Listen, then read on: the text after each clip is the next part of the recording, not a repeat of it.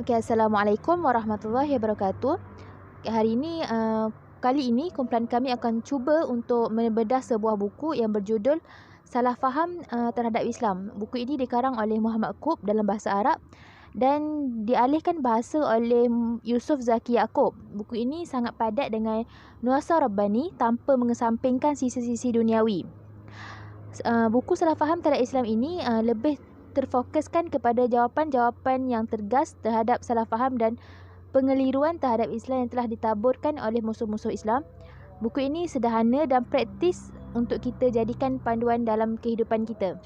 Okey, pada kesempatan kali ini saya akan cuba untuk membahas 5 topik terawal, iaitu topik pertama, adakah agama sudah lapuk? Okey, apabila kita sudah menganalisis topik pertama ini, apa yang kita akan dapatkan adalah topik ini membahas tentang peranan Islam pada masa kini yang dianggap sudah tidak relevan. Seterusnya, topik ini juga membincangkan tentang ilmuwan Islam ramai yang terpengaruh dengan budaya barat. Okey, rumusan yang kita akan dapat dalam topik ini adalah dunia ini sangat memerlukan kepada inspirasi Islam, sistem Islam untuk membebaskan manusia ini daripada kezaliman komunis dan kapitalis. Juga untuk mengharamkan penjajahan dan untuk mengharamkan urusan-urusan yang tidak patut dalam muamalat seperti riba. Oleh itu, jelaslah di sini bahawa Islam ni masih relevan, belum lapuk dan masih sangat diperlukan. Peranan Islam ini untuk membentuk masa depan manusia tidak kurang hebat daripada peranannya di zaman lampau yang telah menerangi alam, ketika mana negara-negara Eropah masih berada di zaman gelap mereka. Untuk ulasan gaya bahasa topik ini, saya akan terangkan di akhir slide. Okey, seterusnya adalah Islam dan perhambaan. Dalam topik ini, apa yang dipelajari adalah ada di kalangan pendokong liberal yang menyatakan bahawa Islam ni tidak pernah menghapuskan perhambaan.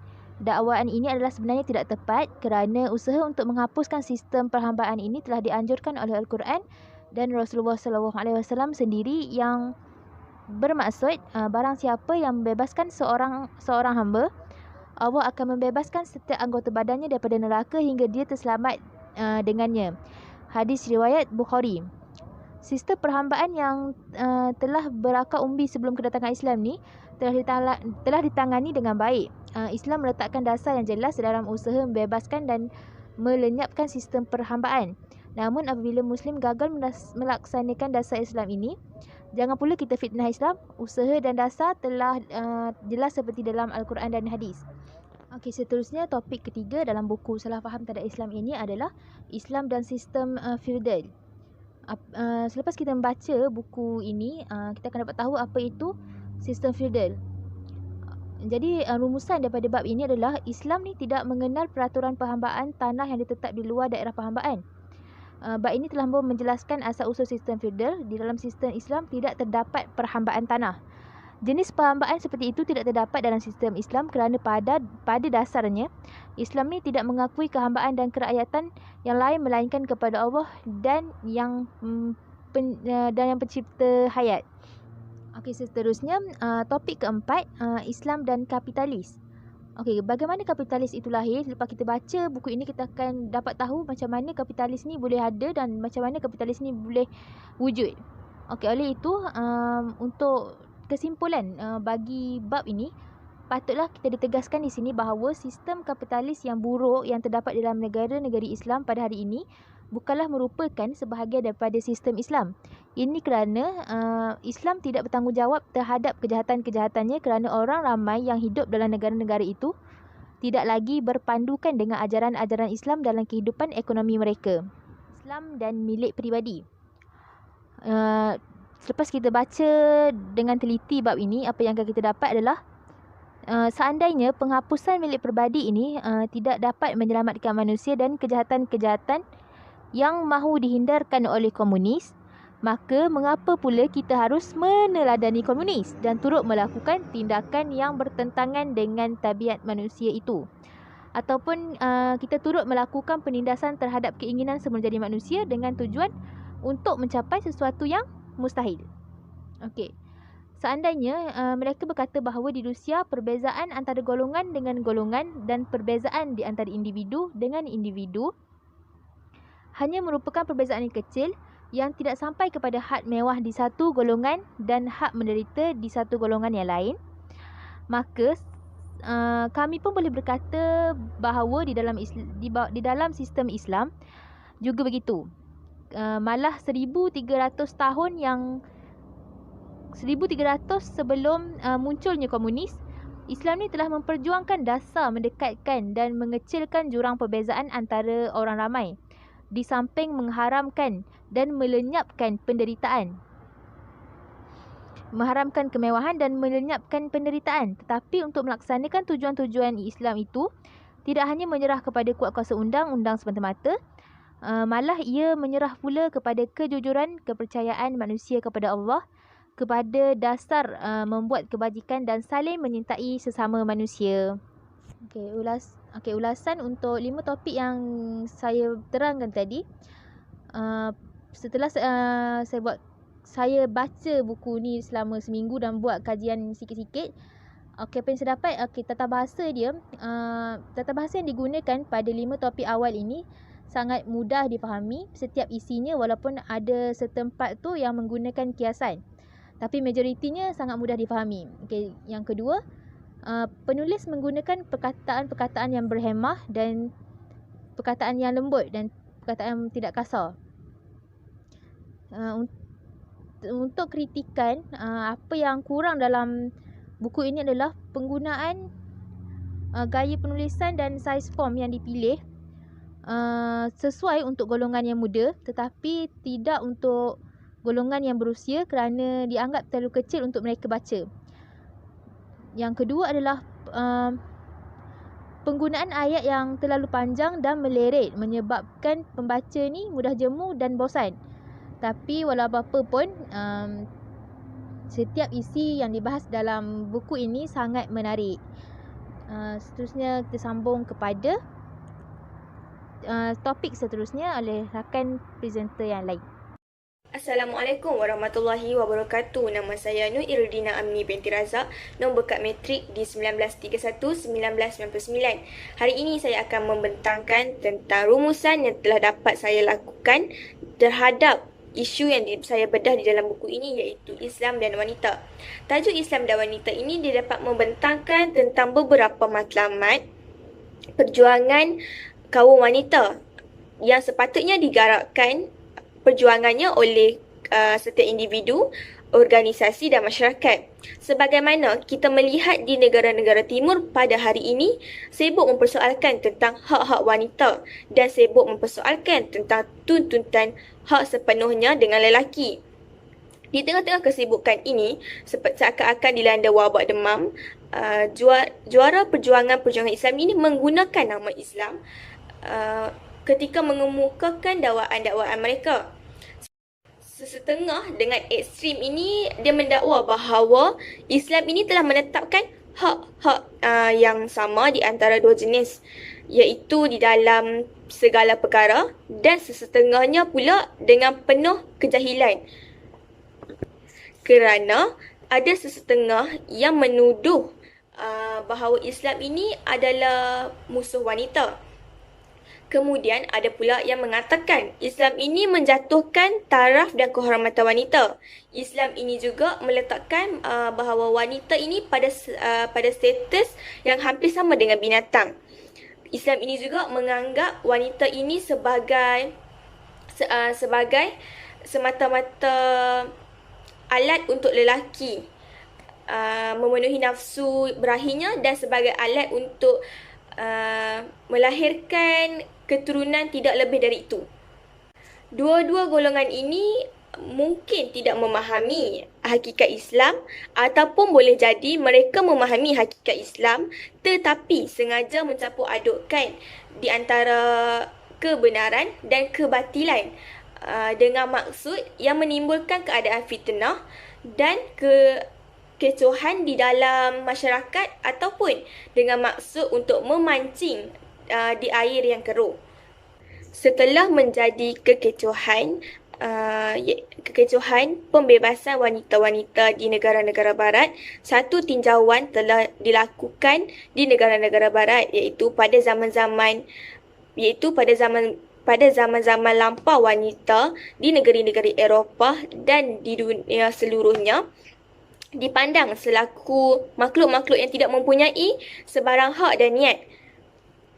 Kemudian pada zaman itu, ahli-ahli ilmu dan ahli-ahli falsafah pada zaman itu sibuk berbincang antara sesama mereka bahawa wanita pada zaman itu mempunyai roh ataupun tidak. Sekiranya wanita pada zaman itu mempunyai roh, roh itu berkemungkinan ialah roh kemanusiaan ataupun roh kebinatangan.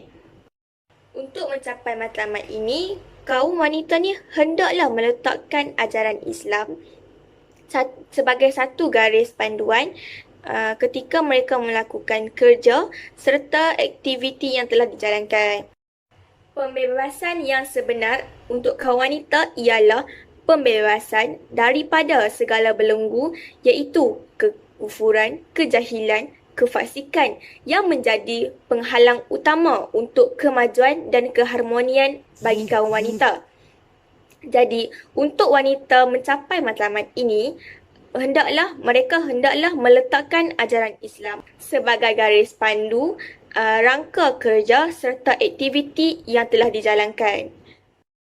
Setelah saya fahami isi-isi di dalam Islam dan wanita ini, maka ini pendapat peribadi saya.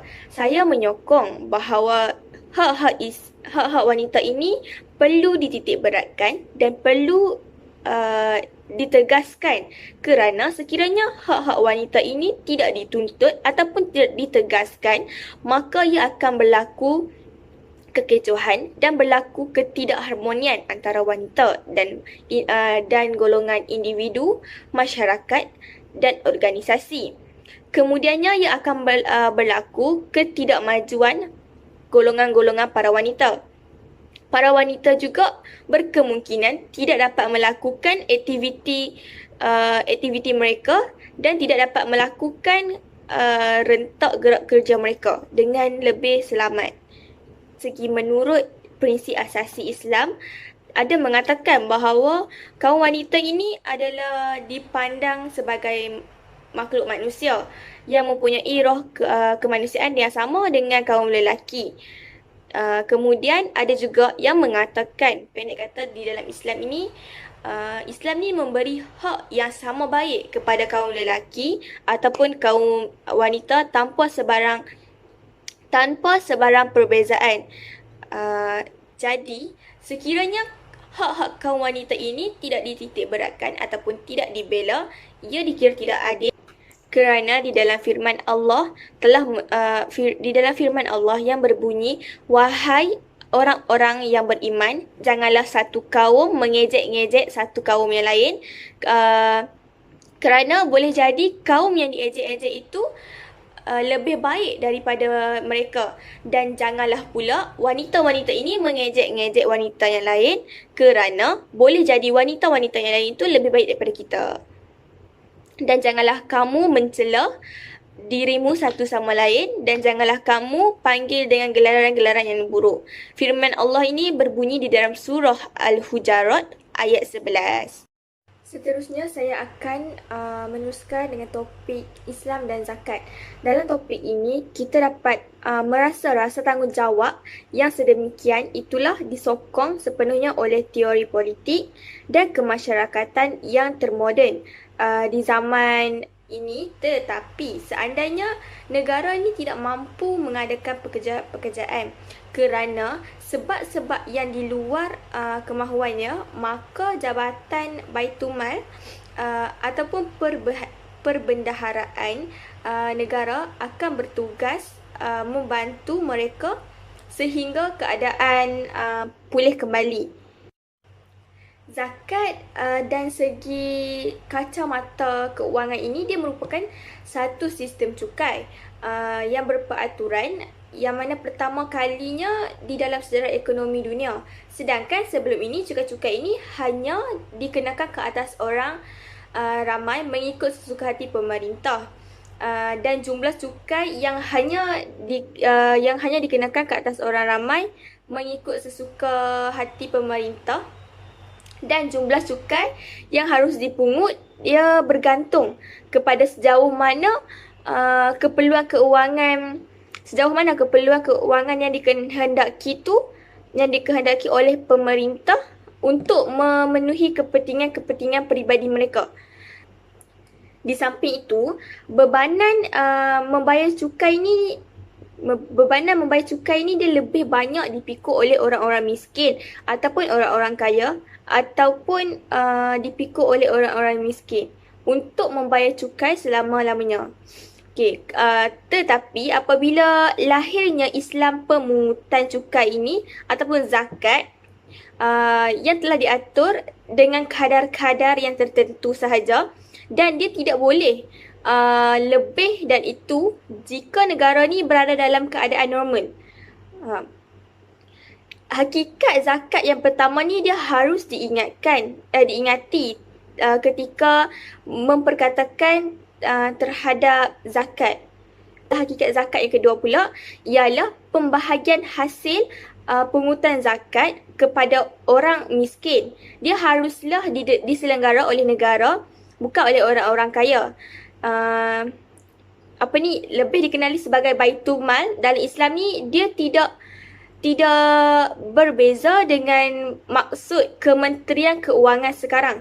Kerana Kementerian Keuangan inilah yang mengumpul seluruh hasil pendapatan di dalam negara ini, dan mereka ini membuat anggaran perbelanjaan bagi setiap jabatan kerajaan. Kemudian, sekiranya negara ini menyalurkan hasil-hasil zakat itu untuk membantu orang-orang yang memerlukan seperti orang miskin, maka pertolongan itu tidak dapat bekerja ataupun tidak mempunyai punca pendapatan hidup yang cukup. Maka pemberian daripada negara itu bukanlah bererti sebagai sedekah ataupun pemberian. Sebagaimana tiada siapa pun yang boleh mengatakan bahawa pegawai-pegawai yang bersara dan menerima pencen ini dan kerajaan dan boro-bono yang mendapat faedah dan sedekah, faedah dan rancangan keselamatan sosial sebagai pengemis yang hidup dengan ihsan dan sedekah orang-orang kaya. Oleh itu, orang-orang Islam ini haruslah bersikap budiman terhadap diri sendiri serta terhadap masyarakat, negara dan terhadap orang ramai. Setelah difahami dalam topik Islam dan zakat ini, maka ini ialah pendapat daripada saya sendiri. Saya amat sokong sistem zakat ini diwujudkan, kerana sekiranya sistem zakat ini tidak diwujudkan, maka orang-orang yang tidak mampu seperti fakir miskin, mereka tidak mempunyai tidak mempunyai keuangan yang mencukupi untuk membiayai dan menanggung cukai selama seumur hidup. Dan saya juga menyokong cukai-cukai ini dikecualikan oleh orang-orang fakir miskin, kerana sekiranya mereka tidak dikecualikan, mereka mungkin akan berhutang kerana tidak mampu membayar cukai-cukai tersebut. Kemudian apabila mereka berhutang, cukai-cukai yang akan datang mereka akan makin bertambah, maka ia akan menjadi beban terhadap mereka untuk membayar cukai tersebut. Seterusnya, saya akan meneruskan dengan topik Islam dan hukumnya. Dalam topik Islam dan hukumnya ini, ia merupakan tujuan utama Islam yang boleh iaitu membersihkan masyarakat, yang boleh membawa kepada perlakuan jenayah, dan selepas itu, Islam telah mengadakan hukuman yang adil. Sekiranya masyarakat ini dia tidak terdaya untuk mencegah faktor yang membawa kepada perlakuan jenayah, sekiranya masyarakat tidak terdaya untuk mencegah faktor kepada perlakuan jenayah ataupun perlakuan jenayah itu disebabkan beberapa faktor iaitu keraguan, maka hukuman berat harus digugurkan. Islam juga dia menggalakkan umat dia untuk memenuhi kekosongan dan melakukan kegiatan iaitu beribadat kepada Allah. Jenayah ini dia sering digambarkan sebagai tindakan penceroboh individu terhadap kelompok.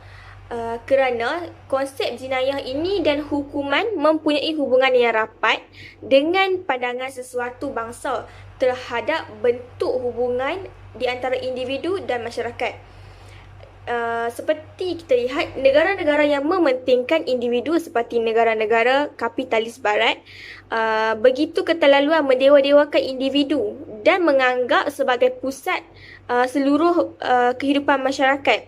Seterusnya, negara ini dia terlalu keterlaluan kerana negara ini dia menyempitkan hak-hak masyarakat untuk mengenal sekatan terhadap kebebasan individu dan pandangan yang sedemikian setelah menjangkau pula kepada konsep jenayah dan hukuman, di mana penjenayah di negara ini dia dipandang dengan penuh kasihan, belas dan dimanja-manjakan dengan anggapan penjenayah ini merupakan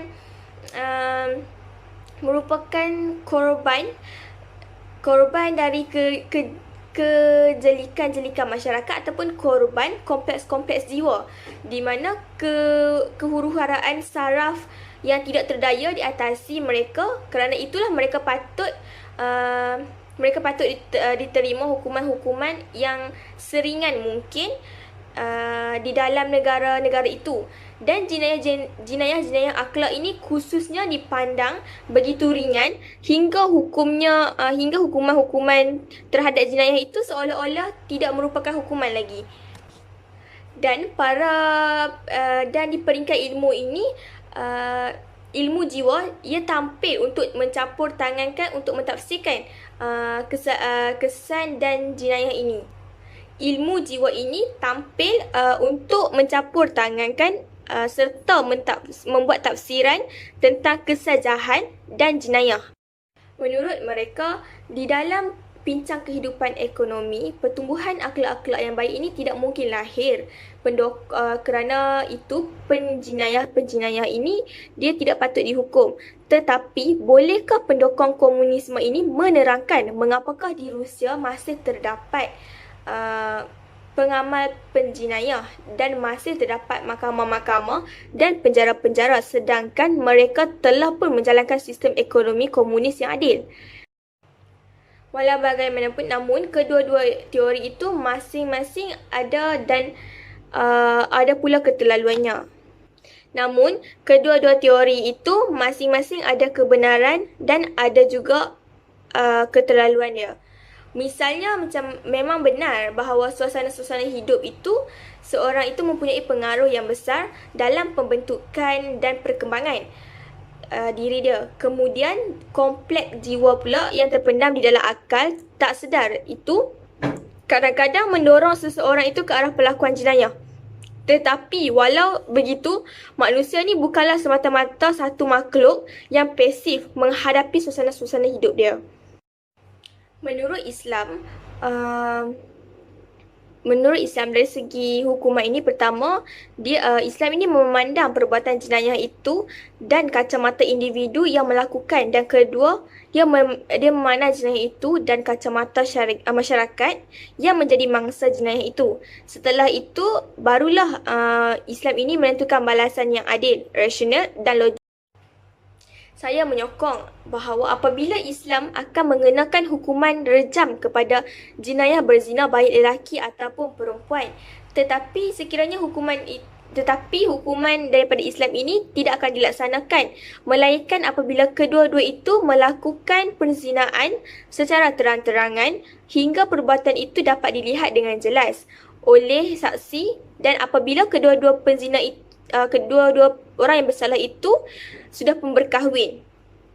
Sekiranya Islam tidak mengenakan hukuman yang berat terhadap jenayah berzina ini, orang-orang Islam yang lain berkemungkinan akan melakukan zina dengan lebih berulang kali, dan berkemungkinan juga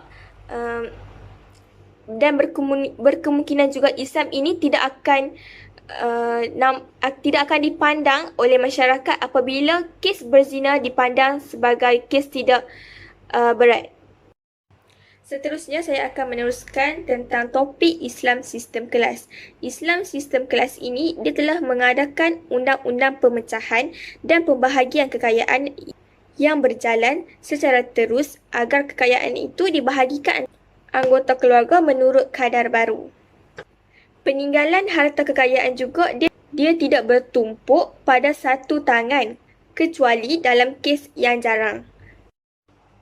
Tujuan kedua-dua ayat ini dia tidak lebih dan merupakan satu penjelasan terhadap apa yang sebenar yang berlaku di dunia ini, sama ada di negeri-negeri Islam ataupun di negeri-negeri bukan Islam. Dua ayat ini berbunyi, dua tujuan ayat yang diturunkan di dalam Al-Quran yang disebutkan dalam bab ini, iaitu Allah telah melebihkan pendapatan rezeki setengah kamu di atas setengah yang lain. Lagi satu ayat pula yang berbunyi seperti, dan kami telah mengangkat darjah-darjah sesetengah kamu di atas sesetengah yang lain. Di mana manusia ini tetap berbeza-beza, sama ada pada pangkat dan darjah ataupun pada pendapatan hidup. Ketua-ketua ini dia tidak sama dengan orang bawahan. Pegawai-pegawai tentera juga dia tidak sama seperti para jurid biasa. Di antara mereka ini tetap terdapat perbezaan-perbezaan mengikut pangkat dan upah. Ini merupakan satu hakikat hidup yang tidak dapat kita elak dan satu hakikat yang wujud di mana-mana sahaja. Selain itu di dalam dua-dua ayat ini dia tidak menjelaskan bahawa perbezaan itu berlaku dengan satu sebab yang tertentu. Contoh, ayat-ayat itu dia tidak mengatakan bahawa perbezaan ini adalah berlaku akibah dan sistem kapitalisme ataupun akibah dan sistem komunisme ataupun akibah dan sistem Islam. Demikian juga ayat-ayat itu dia tidak mengatakan bahawa perbezaan itu adalah selama-lamanya adil ataupun zalim menurut ukuran kita di bumi. Malah apa yang diperkatakan oleh ayat itu ialah satu kenyataan ataupun keadaan yang hakiki yang berlaku di mana-mana. Dan segala apa yang berlaku di muka bumi ini sudah tentu termasuk di dalam lingkungan iradat Allah Subhanahu Wa Taala. Kita tidak boleh menafikan bahawa di dalam Islam ini terdapat kelas hamba seperti yang diterangkan oleh Al-Quran. Tetapi persoalan kelas hamba itu telah pun dibincangkan dengan cukup besar. Di mana kita ni telah tegaskan bahawa perhambaan itu hanya satu sistem, sementara yang dipaksa oleh keadaan-keadaan yang tidak dapat yang tidak dapat dihindari sendiri oleh Islam di waktu itu.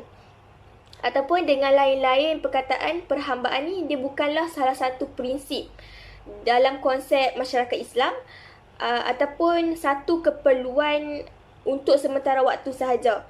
Di mana di samping itu kita ni telah terangkan pula bagaimana Islam ni dia memberi layanan yang istimewa kepada kaum hamba abdi. Kebaikan yang telah saya dapati di dalam empat-empat tajuk yang saya olah ialah setiap isi yang telah dibahas di dalam tajuk-tajuk ini ialah sangat menarik dan mudah difahami, serta isi-isi yang dinyatakan adalah sangat terang dan fakta. Kemudian dari segi tata bahasa pula, tata bahasa sangat mudah difahami serta mudah untuk diolah dengan menggunakan perkataan-perkataan yang berhema serta sopan santun tanpa menggunakan perkataan yang kasar. Bismillahirrahmanirrahim. Assalamualaikum warahmatullahi wabarakatuh. Terlebih dahulu saya memperkenalkan diri. Namanya diberi Nurquratul Aini binti Ruslan, nombor matrik di 193-11997. Saya akan rumuskan 4 bahagian topik dalam buku yang bertajuk Salah Faham Terhadap Islam. Okey, yang bahagian topik utama iaitu Islam dan Tamadun. Islam ni dia merupakan satu agama yang tidak dapat berganti dengan perkembangan tamadun yang moden. Okay, pada zaman 1000 tahun yang lalu, kebanyakan manusia ni berasal daripada Arab Badui. Okay, Arab Badui ni bermaksud manusia yang kufur, hipokrit dan tidak mengetahui hukum yang telah diturunkan Allah kepada Rasulnya. Okay, apabila datangnya seorang intelek Inggeris, dia merupakan pakar bahasa bersatu. Dia bertujuan untuk menolong kerajaan Mesir dengan melaksanakan rancangan mempertingkatkan taraf hidup kaum tani Mesir. Okay, seterusnya untuk meyakinkan orang Mesir ni bahawa negara kapitalis barat menyintai dengan penuh ikhlas dan jujur. Tapi kenyataan umat Islam, reaksi umat Islam terhadap Inggeris ni, umat Mesir bencikan Inggeris. Okay, negara yang terdiri itu iaitu Inggeris, Amerika dan negara sekutu. Sebab apa umat Mesir ni bencikan negara-negara tersebut? Sebab sikap terhadap Palestin dan negeri yang telah dikotori oleh tapak kaki penjajahan Inggeris. Okay, antara dialog penulis dan pakar tersebut, saya mendapat beberapa perkara berkaitan dengan Islam. Okay, antaranya adalah Islam ni merupakan sebaik-baik sistem yang pernah diketahui manusia, meliputi dari segi seluruh bidang hidup dan meladeni seluruh masalah-masalah hidup manusia dengan adil dan seimbang. Okay, selain itu, Islam ni dia tak pernah menjadi batu penghalang kemajuan dan tamadun. Okay, kejayaan Rasulullah yang paling besar, beliau mendapat mengubahkan umat yang jakun dan liar menjadi manusia yang baik dan mempertingkatkan diri yang liar tu menjadi manusia yang luhur. Terdapat juga kejayaan Islam, antaranya ialah yang pertama, Islam ni dia tak merasa cukup dengan perkhidmatan agung yang membangun jiwa manusia, iaitu satu perkhidmatan hakiki yang perlu dirakam dalam sejarah, sebabkan pembangunan jiwa merupakan tujuan akhir dan setiap kemajuan dan tamadun. Okay, yang kedua, Islam ni dia melindungi unsur-unsur tamadun seluruh negeri yang takluk seperti tamadun Mesir, Parsi dan negeri-negeri yang bekas jajahan Rom. Okay, yang ketiga, Islam ni telah melindungi dan menyuburkan hasil-hasil kemajuan ilmiah yang dirintiskan oleh umat Greek dalam bidang perubatan, astronomi, matematik, fizik, kimia dan falsafah. Malah Islam ni juga turut memberi sumbangan kemajuan-kemajuan ilmiah tersebut. Seterusnya, sikap Islam ni terhadap kemajuan barat dengan Islam tak pernah menyeru umatnya ke arah pemencilan ilmiah dan tak pernah memusuhi tamadun yang lain atas sebab peribadi. Dan juga ajaran Islam ni tak pernah menentang rekaan sains yang dihasilkan oleh manusia. Ya, akhir sekali, bukti bahawa agama Islam ni dia mempunyai kudrat yang aneh untuk menamadunkan umat Islam dan mengasuhkan jiwa. Dan juga Islam ni dia tak pernah menentang perkembangan, kemajuan dan tamadun sekiranya dia mendatangkan kebajikan kepada manusia. Okey, yang bahagian topik kedua iaitu Islam dan kekolonialan. Okey, cara-cara hidup Islam ni dia merupakan tradisi-tradisi lanuk yang hanya sesuai untuk generasi zaman dahulu sahaja. Okey, Islam ni dah lama dah mengharamkan riba dan menegaskan bahawa riba tu menegaskan bahawa tidak benar untuk mengatakan riba itu merupakan satu keperluan ekonomi. Dalam model zaman sekarang, dia mempunyai dua sistem ekonomi. Yang pertama, sistem Islam. Dia merupakan beransur-ansur menuju ke arah pencapaian kekuatan. Yang kedua, sistem komunisme, iaitu mempunyai kekuatan realistik untuk melaksanakan peraturan ekonomi. Okay, justru itu Islam ni tak menganggapkan riba tu sebagai satu keperluan ekonomi. Mahupun komunisme pun tak menganggapkan riba itu sebagai keperluan ekonomi.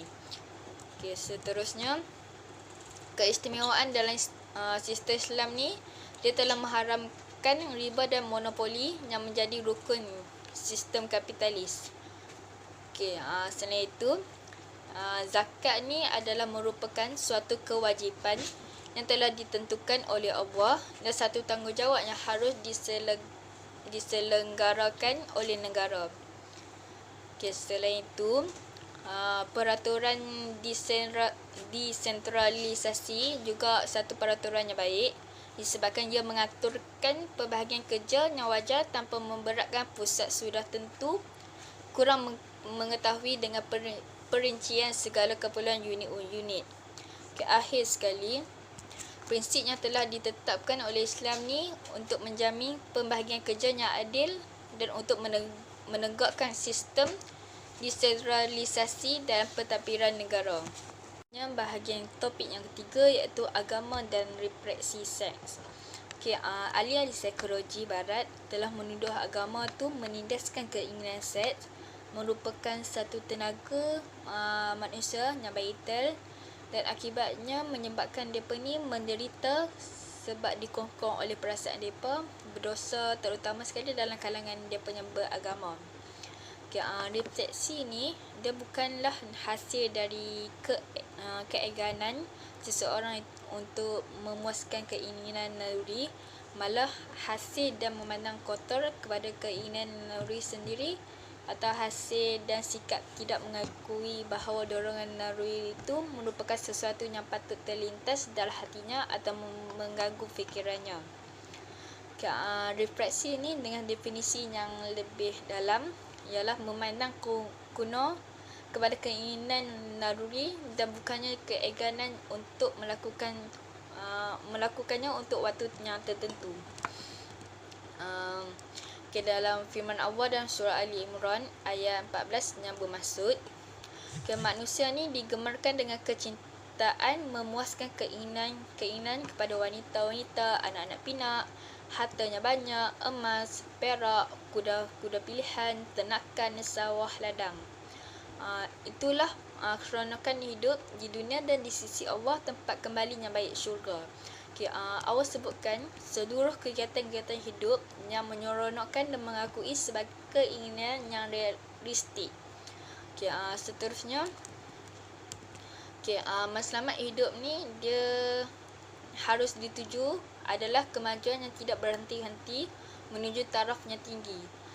Selain itu, seruan Islam supaya mengawal keinginan seks ini bukanlah suatu perintah sewenang-wenangnya yang bertujuan mengharamkan manusia dari keseronokan hidup. Okay, yang bahagian keempat iaitu yang terakhir iaitu Islam dan kebebasan berfikir. Okay, intisari dalam persoalan kebebasan berfikir dalam buku ini untuk pada orang-orang progresif iaitu kebebasan berfikir ini berarti tidak percaya kepada Tuhan, dan bagi Islam pula sebagaimana ia tak mengizinkan kepercayaan yang mengingkari Tuhan itu, maka begitu juga dia tak mengizinkan kebebasan berfikir untuk mengingkari Tuhan. Okay, faktor-faktor yang melahirkan golongan free thinker ni tidak beriman ialah mewujudkan garis pemisah antara kepercayaan kepada Tuhan. Seterusnya, setiap orang ni dia berhak menimba faedah dan ajaran Islam mengikut kemampuan dari segi intelektual dan kecenderungannya. Okay, sistem kepercayaan dan pemerintahan Islam ni dia tak menghalangi kemajuan sains dan pelaksanaan teori-teori. Okay, sains ni dia sebenarnya tak bertentangan dengan kepercayaan Islam yang menentukan bahawa hanya Allah saja, Allah yang tunggal jua yang menjadikan seluruh alam ni, dan tak pula bertentangan dengan saranan Islam yang mengajak manusia berfikir pada kejadian langit dan bumi untuk mendapat keyakinan terhadap wujudan Allah. Okay, pendek kata dalam buku ini mengatakan dalam Islam ni tak dapat halangan yang memaksa manusia memilih jalan tersebut, kecuali manusia itu yang ingin menjadi kaum pak turut yang buta tu kepada tuan-tuan besar penjajah. Okey, seterusnya kaum kritikal ni menggunakan kebebasan berfikir dengan takbir untuk melindungi diri yang telah menjadi abdi keinginan seks yang dah lama. Okey, akhir sekali, kaum progresif bahawa jalan untuk menghapuskan kezaliman bukanlah menghapuskan agama, malah mendidik manusia tu supaya mempunyai semangat revolusioner yang mencikan kezaliman, yang sanggup menentang pemerintah yang zalim. Okay, terima kasih. Bismillahirrahmanirrahim. Nama diberi Dalili Fahimah binti Ahmad bernombor metrik di 193111782. Bab pertama yang saya akan rumuskan iaitu bertajuk bab agama candu rakyat. Apa yang boleh saya rumuskan daripada bab ini? Penulis menyatakan agama candu rakyat ini adalah slogan yang dikatakan oleh Karl Marx, iaitu rakyat yang dikatakan ditindas oleh agama Islam pada ketika itu. Mengapa agama Islam dikatakan candu kepada rakyat? Kerana pada ketika itu pada zaman feudalisme, pada zaman itu para komunis sebenarnya para komunis yang menggunakan agama Islam. Mereka menggunakan agama Islam, mereka memainkan agama Islam dalam kehidupan masyarakat ketika itu untuk kepentingan dan kesenangan hidup mereka. Mereka memberitahu, Islam ni macam ni, mereka Islam macam ni, sehingga menarik perhatian rakyat untuk memeluk agama Islam. Tetapi mereka memanipulasikan makna sebenar dan ajaran Islam yang sebenar sehingga mereka menggunakan kezaliman ataupun penindasan dan mengikutkan nafsu mereka sahaja. Mereka juga mengubah tafsir ayat-ayat Al-Quran dan juga mencampur aduk cerita sebenar dengan cerita yang didakai sehingga menyebabkan kekeliruan. Hal ini menyebabkan salah faham dan masyarakat mula memberontak, dan tetapi apa yang dilakukan oleh pendiri ataupun para komunis, mereka memberikan pengajaran dengan melakukan kezaliman dan sebagainya, sehingga masyarakat mula salah faham terhadap Islam. Islam macam ni, so Islam tak perlu ada dekat dunia ni, kita tak perlu amalkan ajaran Islam. Itu menyebabkan ajaran Islam dan perkara ini telah menyebabkan agama Islam ini musuh kepada Barat dan menjadikan masyarakat mula memberontak dan berlakunya pemberontakan untuk menenangi agama Islam ini. Tapi pemberontakan ini telah dapat diatasi oleh agama Islam yang sebenar, dan mereka menang pemberontakan ini dengan nama Islam yang sebenar. Dan daripada pemenangan pemberontakan ini dapat menjadi bukti yang bahawa Islam ini sebenarnya bukan Islam yang dikatakan sebagai yang dilakukan oleh para komunis, yang dikatakan oleh salah faham ini. Sebenarnya Islam ini adalah Islam yang menentang kezaliman dan penindasan untuk mendapatkan kebebasan. Kezaliman dan penindasan ini bukanlah daripada salah satu daripada agama Islam yang dikatakan oleh para komunis, yang dilakukan oleh para komunis pada rakyatnya, dan menjadikan salah satu faktor Islam itu bukanlah candu kepada rakyat dan sebagainya. Apa yang saya boleh katakan, apa yang menyebabkan manusia ni rasa macam apa yang menyebabkan pemberontakan ini berlaku kerana akidah dan keengganan manusia untuk berjuang menentang kezaliman, menyebabkan kesalahpahaman terhadap kesalahpahaman manusia terhadap Islam.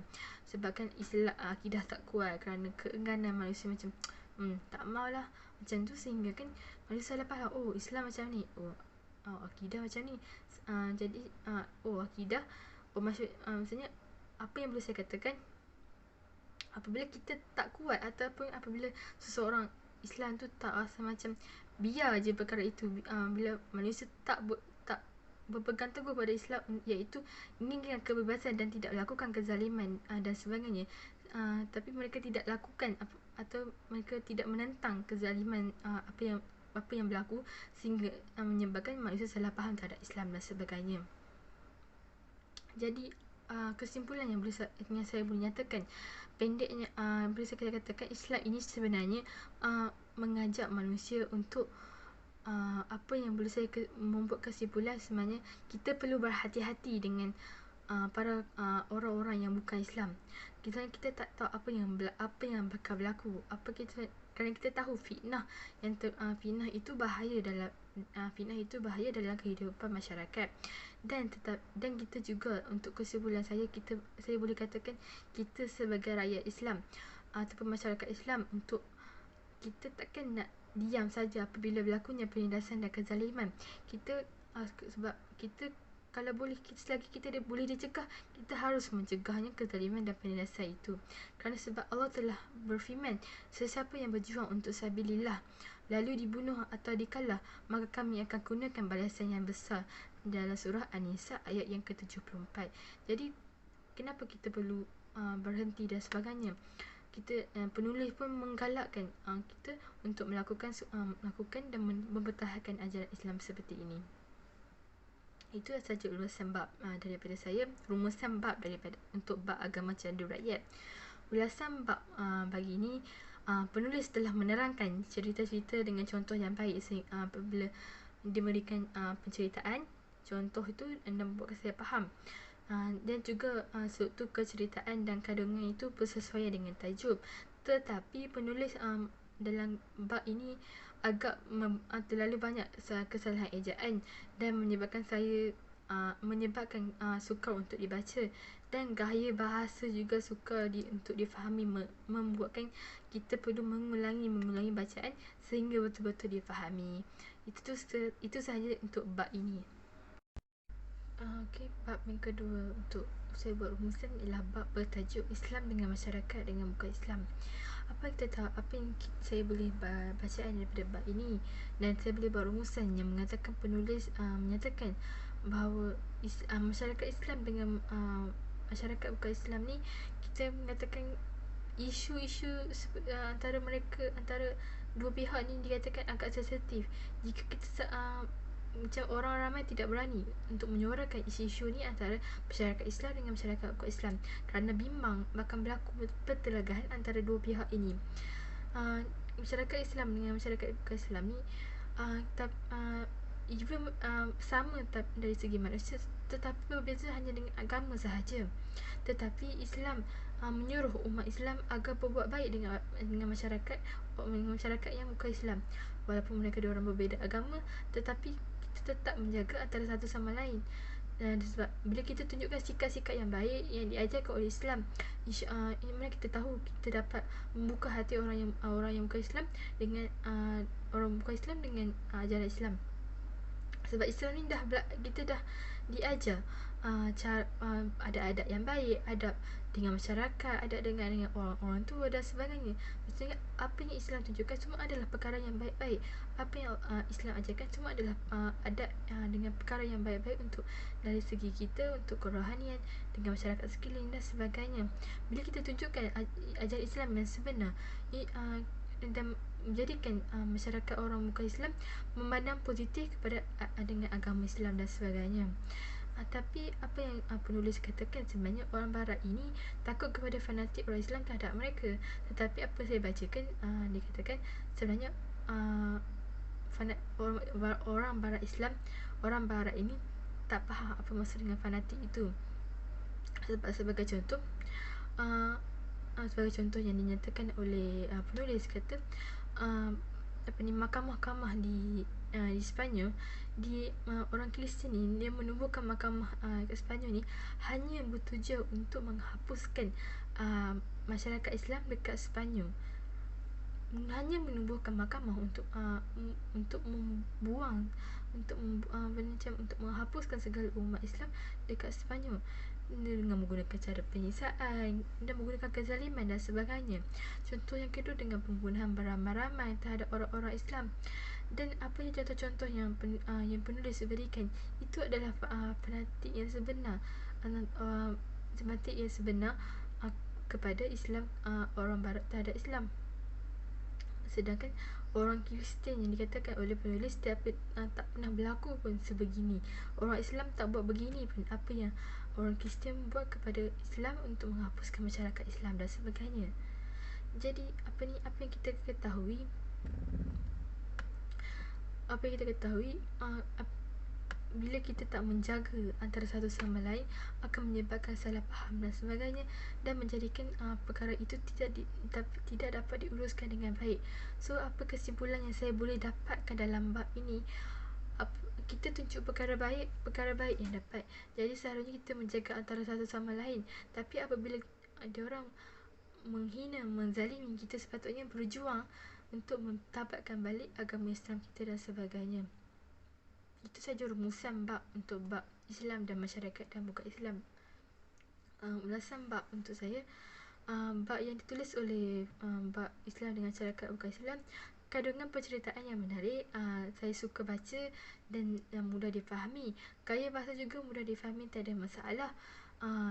Tidak perlu diulang pun, sekali baca pun dah faham.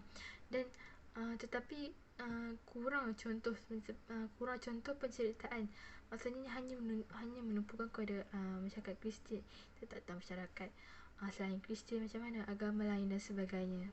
Itu saja untuk bab yang kedua. Okey, seterusnya adalah bab yang ketiga, iaitu Islam dan idealisme. Apa yang saya boleh buat rumusan daripada pembacaan penulis mengatakan idealisme. Idealisme ini adalah idealisme yang digunakan untuk mengisahkan tentang sistem masyarakat yang terbaik. Kita ketahui idealisme Islam adalah ajaran Islam adalah yang terbaik, yang realistik, yang kita boleh katakan dari segi kerohanian, dari segi praktikal dan sebagainya. Tetapi Barat ni sebenarnya dia mengecam idealisme yang digunakan oleh Islam. Apa yang diorang mengecam? Diorang hanya mengecam idealisme yang membiarkan orang ramai tertindas dan tersiksa dalam neraka. Sedangkan kita tahu dalam idealisme yang dikatakan oleh Barat ini adalah yang ditujukan kepada orang-orang Islam, orang-orang yang tidak mengikuti arahan Allah, yang tidak menyembah Allah Subhanahu Wa Taala dengan baik. Jadi yang tidak menjaga adab dengan Allah, yang tidak menjaga adab dengan Rasulullah. Jadi apabila mereka tidak mengikuti arahan Subhanahu Wa Taala, jadi tempatnya pada akhirat adalah di neraka. Kita tahu, maksudnya apabila kita lakukan perkara baik, jadi ganjarannya syurga. Apabila kita melakukan dosa-dosa, maka ganjaran di neraka. Sedangkan perkara itu sudah dijelaskan dalam Quran dan hadis dan sebagainya. Tetapi Islam juga mengkritik idealisme Barat. Idealisme Barat mengatakan diorang hanya mengalamun, diorang bogeh dan tidak berpakaian, hanya membiarkan orang-orang yang kelaparan di tepi jalan dan sebagainya. Tetapi apabila kita katakan komunis yang jahil ni, diorang menggunakan idealisme begini, idealisme yang mengatakan begini untuk memburukkan agama Islam. Islam sama je macam ni. Diorang tak maafkan dan sebagainya. Diorang hanya membiarkan mereka dalam neraka dan sebagainya. Tapi sedangkan kita tahu Islam ni kalau dia adil, secara kita tahu Islam tu adil. Bila orang tu melakukan perkara baik, dapatlah benda yang baik. Bila orang melakukan perkara jahat, dapatlah yang jahat. Itu sudah sudah diterangkan dalam Islam. Tetapi Barat dikatakan komunis yang jahil, komunis yang tiada pengetahuan, hanya ingin memburukkan agama Islam, hanya berkata begitu. Sedangkan tiada benda yang diorang ingin sampaikan sebenarnya. Sebenarnya Islam, para khalifah juga menggunakan idealisme begini, sehingga menggunakan idealisme begini dalam dengan ajaran Islam ini.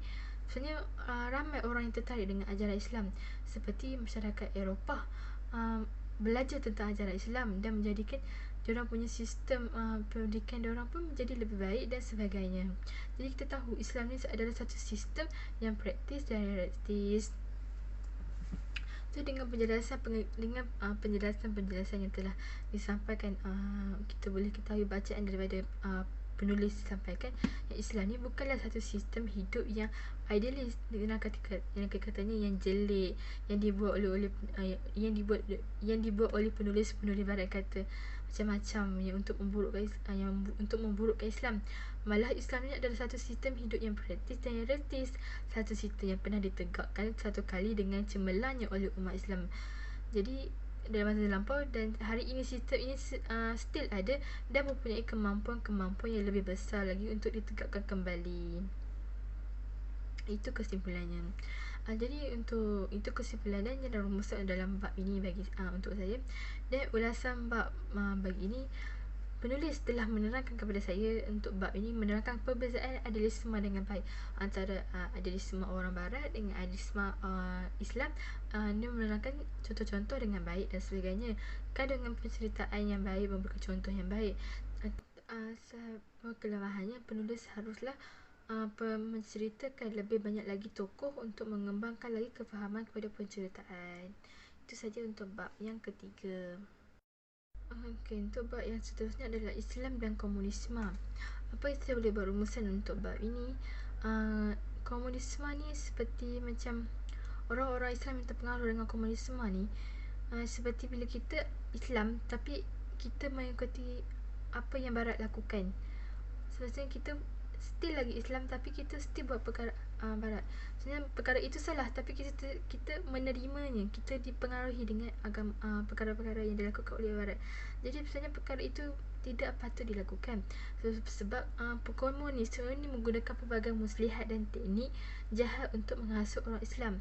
Maksudnya apabila kita menerima komunisme ni dalam kehidupannya, maksudnya lebih kita tidak lagi dapat, contohnya kita tengah berbuat ibadat.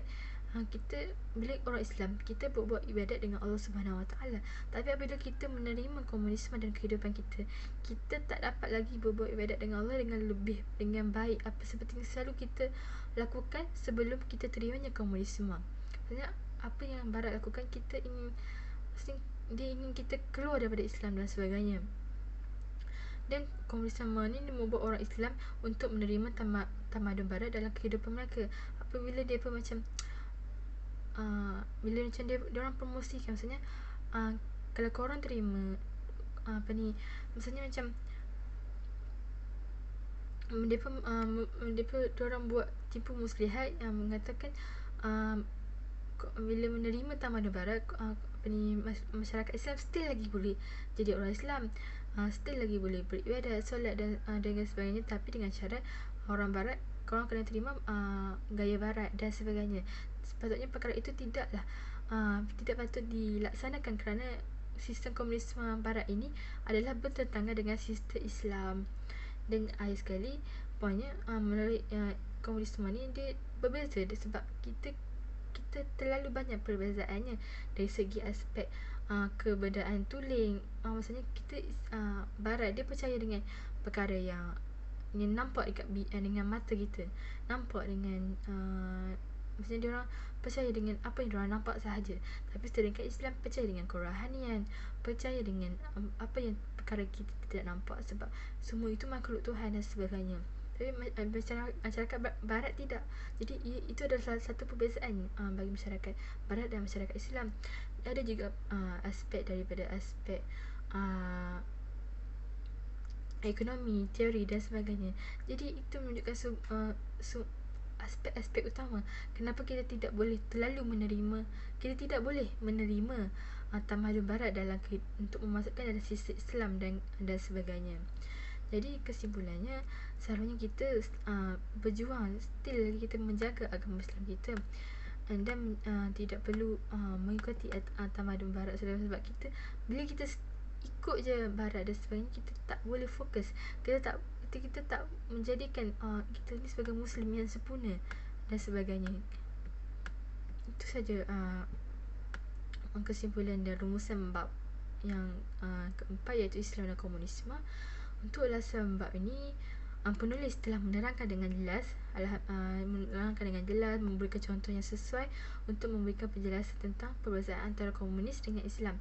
Apa saya baca, penulis telah menceritakan perbezaan dengan baik untuk membezakan, kalau komunisme macam ni dengan Islam macam ni. Maksudnya kita boleh bezakan dengan baik kenapa Islam tak boleh terima komunisme sebegini. Tetapi apabila saya baca bab ini, kandungan dan struktur itu tidak diletakkan dengan baik. Ada setengah ayat bab ini tapi letakkan di atas, so dia agak bab ini agak tidak tersusun kandungannya. Itu saja untuk bab ini. Okey, bab yang terakhir bagi untuk saya bentangkan dan membuat rumusan ialah bab bagaimana jalannya. Maksudnya apa yang saya boleh berumuskan bagi ini, apa yang penulis ingin sampaikan dalam bab ini, bagaimana jalannya kita untuk merasaikan Islam dengan lebih baik, dengan lebih maju dalam kehidupan masyarakat sekarang. Maksudnya tapi apa yang kita boleh buat rumusan dalam apa-apa kita ingin merealisasikan satu sistem Islam ni, apa yang penting untuk kita ada dalam diri kita, apa yang penting dalam kerohanian kita, kita perlu tetapkan dalam diri kita dahulu sebelum kita melakukan sesuatu perkara pun untuk berkaitan dengan Islam. Kita nak ingin sebagai contoh kita nak solat, tapi kita perlu ada itu faktor itu adalah iman. Sebagai contoh kita nak solat, tapi kita perlu tetapkan diri, kita kena ada iman. Dan kita macam mana kita nak solat kalau tak ada iman, yang kita still lagi lalai dan sebagainya. Maksudnya iman ni dia menjadi faktor utama untuk merealisasikan sistem Islam. Tiada iman, tiadalah kita dapatlah merealisasikan sistem Islam. Islam ni pentingnya iman. Dengan iman kita tahu kita buat satu benda itu hanya dengan Allah. Satu benda ni hanya untuk berjihad kerana dengan nama Allah dan sebagainya. Dan kita juga bila kita untuk merasakan sistem Islam ni, kita ingin berjuang demi kekuasaan, kehormatan dan keadilan sosial. Maksudnya bila kita ingin merealisasikan sistem, kita kena ada sifat kita nak berjuang. Kita nak berjuang tu demi kekuasaan untuk kehormatan, kita kekuasaan untuk menguatkan lagi sistem Islam. Kita nak kena ada kehormatan, orang hormat agama Islam sebegini dan keadilan. Islam ni sebegini, so kita kena hormat macam ni. So kita tak boleh bandingkan, kita tak boleh Islam macam ni, so kita kena bunuh. Tak boleh, tak ada adil. Maksudnya bila kita berjuang untuk kita merealisasikan sistem Islam, maksudnya kita nak kena adil, kita nak hormat dan sebagainya. Selain itu juga rakyat Islam menuntut keadilan masyarakat melalui sistem pemerintahan Islam. Maksudnya pada zaman sekarang masyarakat Islam boleh menuntut keadilan dengan melalui sistem Islam. Maksudnya Islam itu adil. Apabila kita masyarakat Islam menuntut keadilan masyarakat itu dapat diadili kerana diadili dengan baik, kerana hanya dengan Islam, dengan bukti, dengan punca sebenar. Dan apabila kesalahan itu berlaku, memang kesalahan itu salah dan tidak ada rasuah dan sebagainya. Dan yang terakhir, bila kita ingin merealisasikan sistem Islam, kita perlu sanggup melakukan pengorbanan dan untuk memperoleh kejayaan. Kita nak benda ni berlaku, kita kena perlu korbankan darah, apa-apa perlu keringan badan kita dan sebagainya. Bukan senang kita nak merealisasikan satu benda tanpa melakukan apa saja. Kita nak benda ni, kita kena belajar. Kita nak berjaya, kena belajar dan sebagainya. Itu adalah sebenarnya kesimpulannya, sebagai masyarakat Islam, kita seharusnya bangkit untuk berjuang untuk membangkitkan lagi agama Islam. Kita nak macam Islam ni lebih maju, sebab kita nak meluaskan lagi sistem Islam di seluruh dunia dan sebagainya. Jadi kita masyarakat Islam perlulah bangun dan perlu lebih lagi berjuang untuk membantu dan berjihad di jalan Allah Subhanahu Wa Taala. Itu saja kesimpulan bab bagaimana jalannya untuk kita merealisasikan sistem Islam dalam kehidupan masyarakat kita. Jadi untuk ulasan bab ni, apa saya baca adalah penceritaan dan kandungan yang ditulis oleh penulis adalah baik. Gaya bahasa juga mudah difahami, mudah difaham. Tapi dalam bab ni penulis kurang menerangkan cara macam mana kita nak merealisasikan sistem Islam. Dia kurang, dia hanya tumpukan satu faktor dan hanya menerangkan huraian-huraian. Bukan hanya menerangkan satu faktor, menerangkan banyak, tapi dia tidak meng-highlightkan satu faktor tu, menjadikan kita rasa macam perlu lagi, kita nak lagi, macam mana kita nak perlukan lagi idea kita dan sebagainya. Itu saja, sekian daripada saya dari Faimah binti Ahmad, bernombor matrik D 1931178. Sekian, terima kasih.